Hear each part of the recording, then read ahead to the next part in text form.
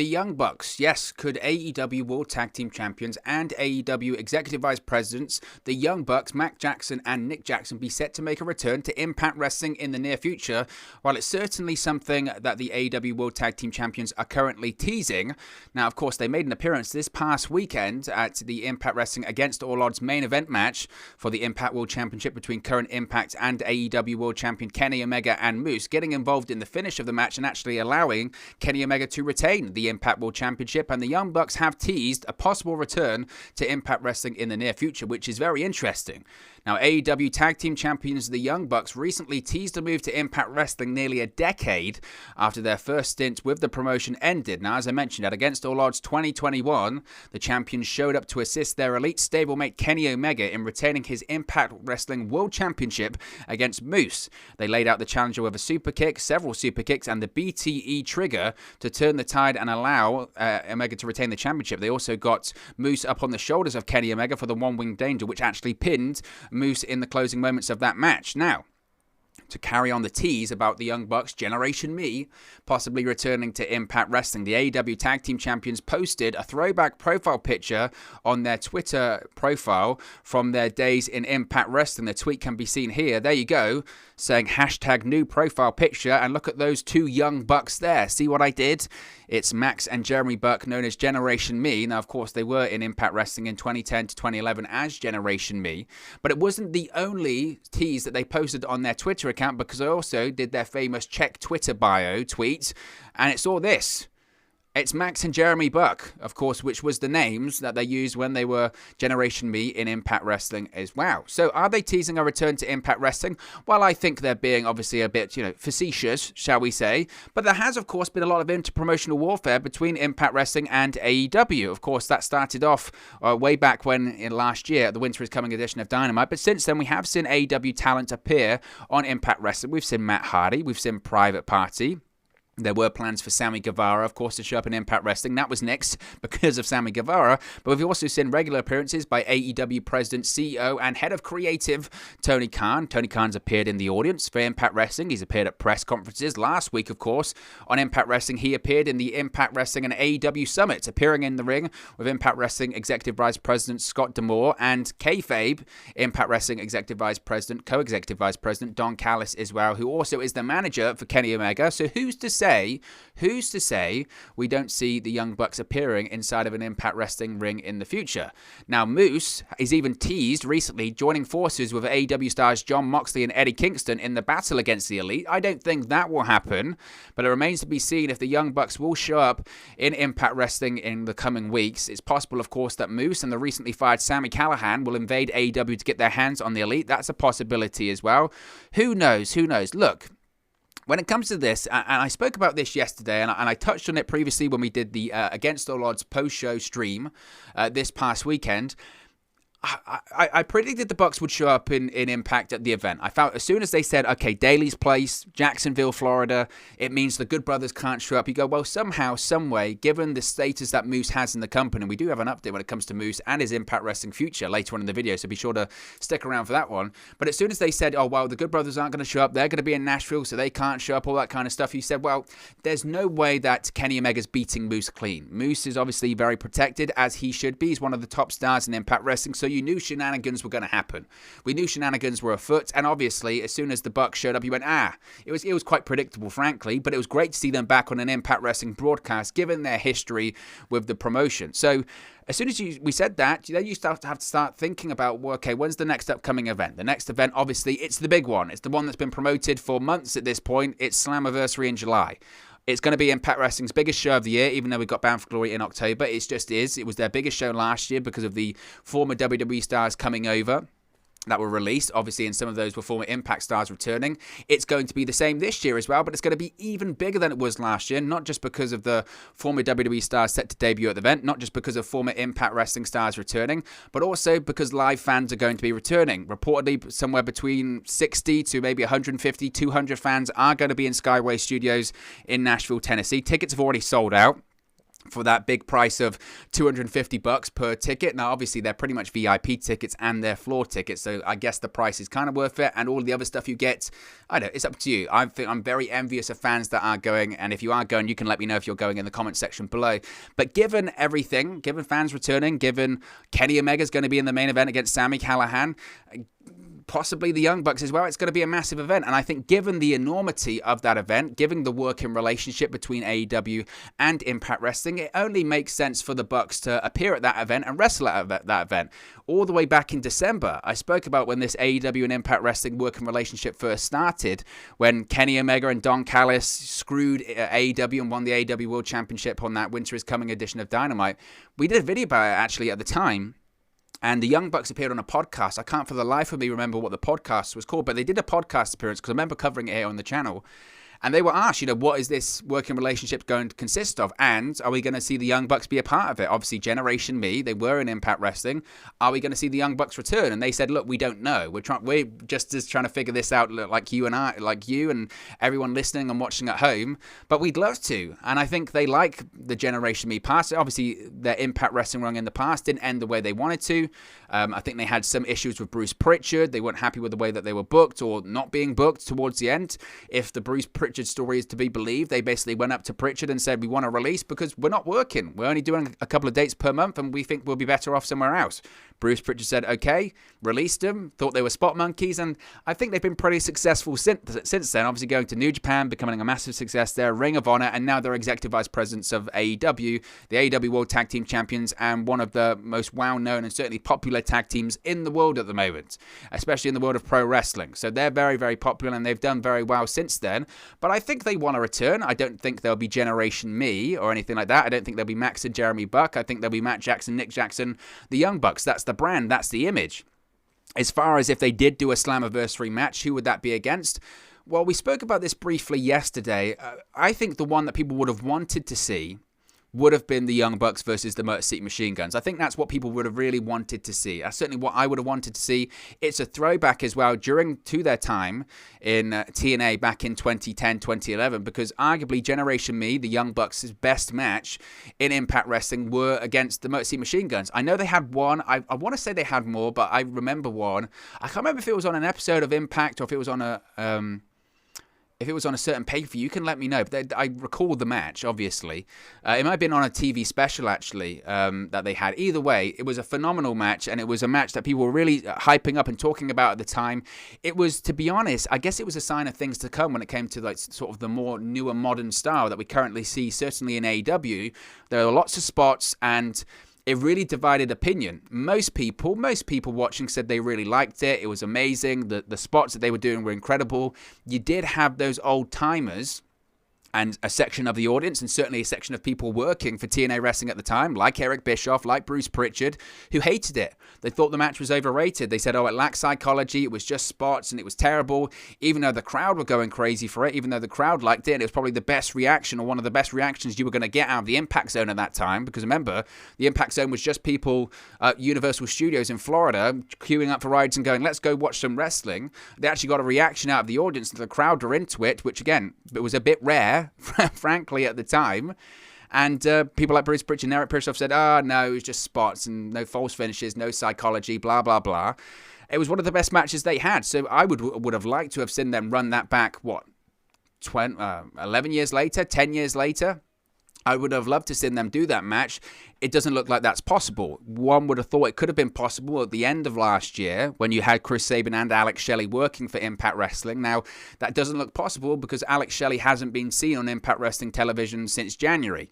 He was obviously scheduled to be part of the six-man tag team match at Hard to Kill in January, which was Kenny Omega and the Good Brothers versus Rich Swann. It was meant to be Rich Swann and the Motor City Machine Guns. Alex Shelley had to pull out. Why? Because he's a frontline care worker.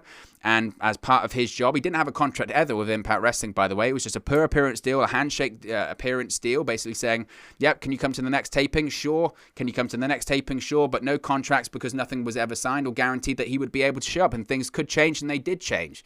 In reality, what changed was that where Alex Shelley works, his practice that he works as a frontline worker, basically said during January, our policies when it comes to the pandemic have changed. If you're not fully vaccinated or you're going to a place where everyone isn't fully vaccinated, we don't think it's safe, or we don't think it's right for you to go there. And physically, he couldn't go there. Logistically, it was impossible. And it was out of his hands, and he couldn't go to any more Impact Wrestling television tapings or pay-per-views. Now, we don't know if and when that will change. We don't know if and when Alex Shelley will return, if he will ever return. But they have to find a way to do this match if they want to do this match. So they can't do the Young Bucks versus the Motor City Machine Guns. What they can do, though, is the Young Bucks versus Chris Sabin versus the guy that they cost this past Saturday, that being Moose. Moose can step into that role in the same vein that he did in January at Hard to Kill. And it looks like maybe they could be going in the direction of that. As we spoke about yesterday, it's already been spoiled at this point because of the Access TV promos that have been running. But Chris Sabin is going to be returning to Impact Wrestling this coming Thursday. He is going to be going after Moose. They've been brawling. And I think we could be seeing a situation where the enemy of my enemy is my friend, that kind of thing. So I think we could see a situation where maybe Moose and Chris Sabin, they brawl for a couple of weeks. Maybe even they have a match on Impact Wrestling. The Young Bucks interfere in that match. And then they decide, you know what? Why are we fighting when we should be going after these two? Chris Sabin was a long-term rival of Generation Me in TNA, and the Young Bucks just cost Moose the Impact World Championship at Against All Odds. Let's go after them. Then you've got the match at Slammiversary. You've got the Young Bucks versus Chris Sabin and Moose. Feels like a big deal, feels like a big match, and certainly is something that I think is worthy of Moose doing. I mentioned yesterday that my concern was that coming off of this, and I always thought that Moose was going to be the guy to defeat Kenny Omega for the Impact World Championship. Now that that doesn't look to be the case, what's next for Moose? No disrespect, a feud with Chris Sabin. It's a big match for Moose, but I'm not really sure it's really the next step of what he could be doing. It's not the best use of Moose right now. Now, if Moose is involved with the Young Bucks, that's a featured premier match. That is the best use for Moose right now. So maybe we see that at Slammiversary. Time will only tell, but it certainly is very exciting. Now, speaking of Moose, I do want to talk about this because I know a lot of you have been saying, what's going on with Moose's contract? We've spoken about Moose's contract a million times here on the channel. Obviously, we have. But there has been a lot of talk about his contract recently, especially with those reports that he was expected to re-sign with the company. Now, if you don't recall, obviously Moose's contract with Impact was set to expire in June. The feeling was initially that he would probably go, that WWE and AEW will certainly be interested in him. He's certainly at his peak, I think, right now. His improvement has been exponential over the course of the last few years. Physically, he's in the best shape of his career. He's at his best kind of in-ring work that he's ever done. He's doing the best in-ring work that he's done in his career at this point. His promos have improved significantly. He's been a featured player for Impact Wrestling for the last 12 months. TNA World Heavyweight Champion, then feuding for the Impact World Championship on numerous occasions, especially in that unification match against Rich Swann earlier this year. Obviously just had the match against Kenny Omega, great match as well. There's been lots of discussion about what's going on with Moose's contract. Well, a couple of weeks ago, of course, it was reported by Dave Meltzer of the Wrestling Observer newsletter and F4W Online that the expectation within Impact Wrestling was that Moose was going to stay with the company. He had decided to stay, and that he had either signed a new contract or was expected to sign a contract very soon. Now, F4W Online then ran a headline that said Moose re-signs of Impact, or Moose signs a new contract of Impact Wrestling. Moose quote tweeted this and said, "Nope, not true. Don't believe everything you hear. If you want any news, wait for it to come from me," that kind of thing.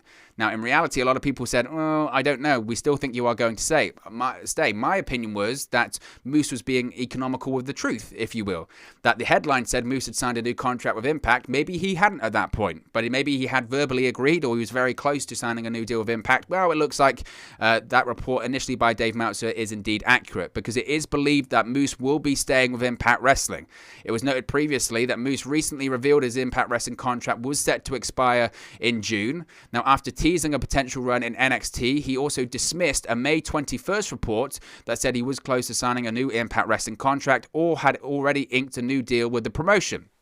But in an update, word going around Impact now is that Moose has come to terms on a new contract. This is according to PW Insider. So you've got two reputable outlets, numerous outlets now reporting that Moose has indeed signed a new deal, agreed terms, or is very close to. You've got Dave Meltzer of F4W Online and the Wrestling Observer newsletter, and you've got PW Insider, both reporting the same thing, except a couple of weeks apart. So according to PW Insider, word going around Impact now is that Moose has come to terms on a new contract with Impact Wrestling. Now, Impact Wrestling themselves hasn't officially announced anything official when it comes to Moose's status, but following his loss to Impact and AEW World Champion Kenny Omega at Impact's Against All Odds pay-per-view on Saturday, the belief among those in the company is that he is re-signing and he is expected to stay with the company. As I mentioned, Moose is featured on this week's coming episode of Impact Wrestling on Access TV. I think that if he was going to be leaving Impact at this point, look, if he was going to be leaving Impact, I think people could have gone with the assumption, oh, he's leaving Impact because he lost Against All Odds. People could see that, and I would see that. I'd say, right, his final match was against Kenny Omega. That's a match that Impact wanted to do, because they know it would be a high-drawing match. They knew that that's what they wanted to do, because people have wanted to see Moose versus Kenny Omega for a while. It's a big match. It drives revenue, gets people watching Against All Odds, gets people watching the product. Totally get it. Moose loses, then he leaves. The issue is, once you start seeing the way that they booked the finish of that match, and that Moose was kept really, really, really, really strong, they wouldn't keep someone that strong if he's leaving, if he's exiting the company. He would have put Kenny Omega over, flat in the middle of the ring, no bells and whistles if he was going to be leaving the company. That's not the case. So the expectation is that Moose is going to re-sign, or is very close to re-signing with Impact Wrestling, and that's it now. So I would expect maybe an official announcement soon. I don't know what Impact's plans are as far as making an official announcement about this, but I can't imagine it's far off. As I mentioned, if Moose... Now, I don't know when it comes to this week's episode of Impact. My feeling is that this week's episode of Impact may possibly, I might be wrong, may have been taped as part of the most recent set of Impact Wrestling television tapings. I don't know. I don't know when the next set of TV tapings are, but the expectation is that Moose is going to be a part of it. And look, it's a massive deal. It's a massive, massive deal for Impact Wrestling. Now, we don't know exactly the finer details of this. We don't know the terms. We don't know, obviously, how much money, but most importantly, we don't know how long for.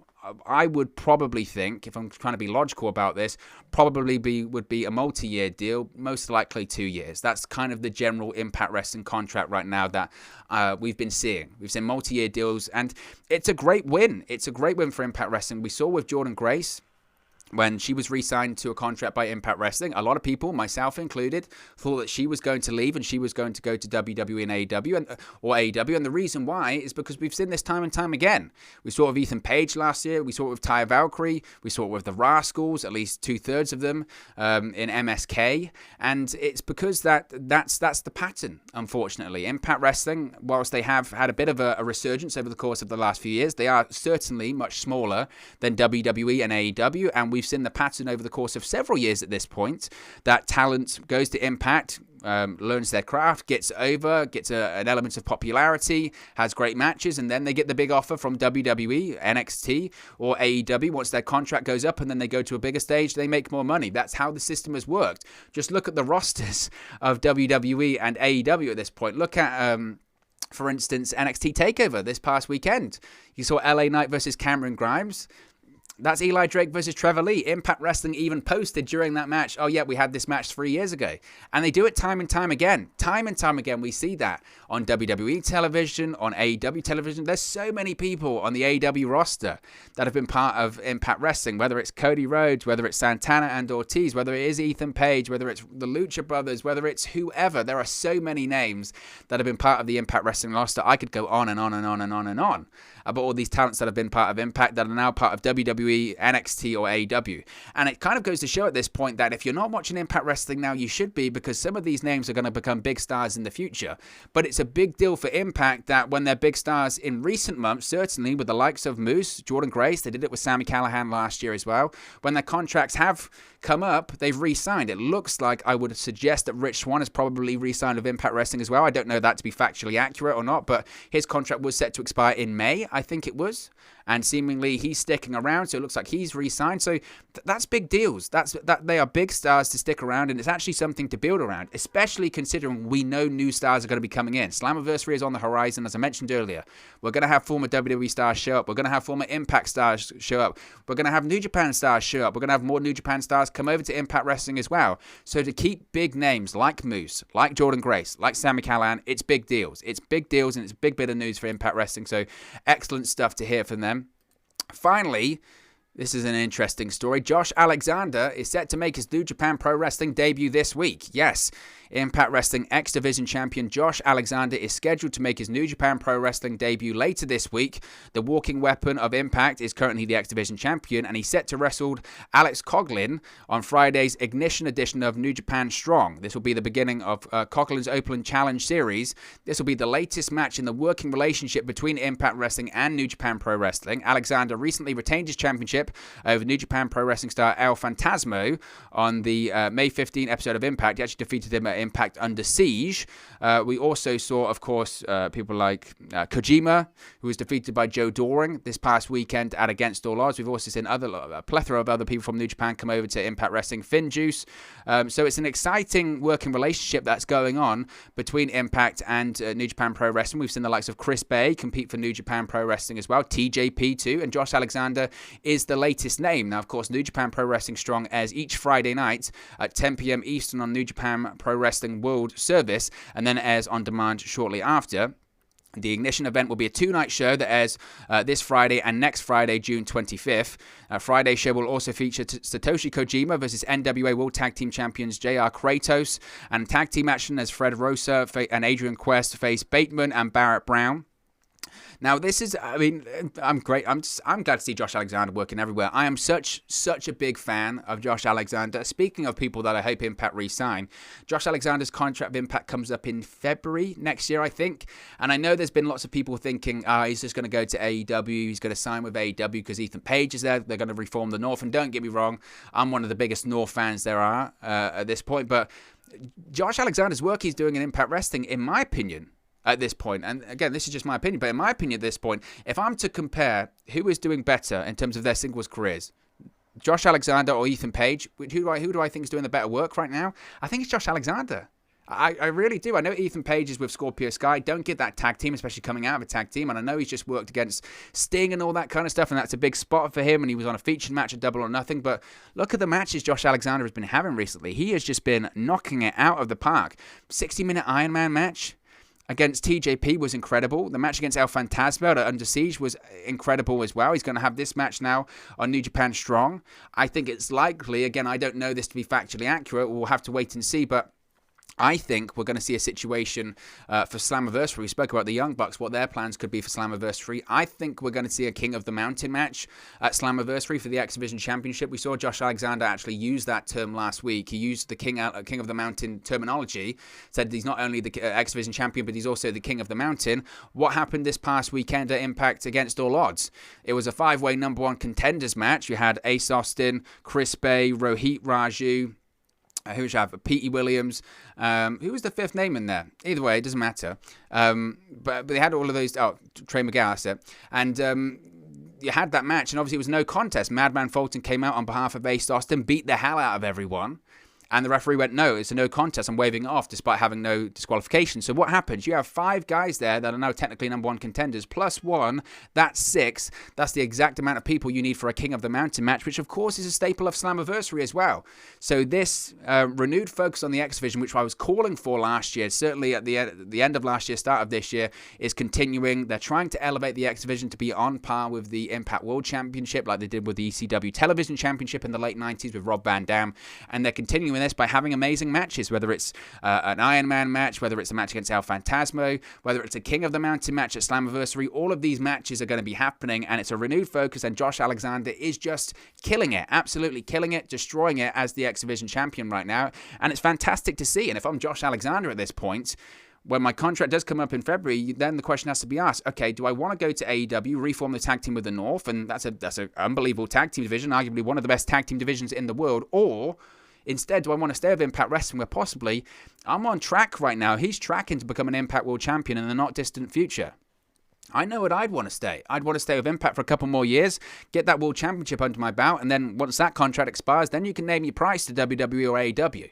So very exciting time for Josh Alexander. But look, guys, as always, this is just one man's opinion. What are your thoughts on these Impact Wrestling news stories we've spoken about today? Let me know your thoughts in the comment section below. I'll do my best to respond and reply to all of your comments. Really enjoy interacting with you guys talking about Impact Wrestling, AEW, WWE, New Japan Pro Wrestling, all things pro wrestling here on the channel. So be sure to get involved in the community. Drop a comment below.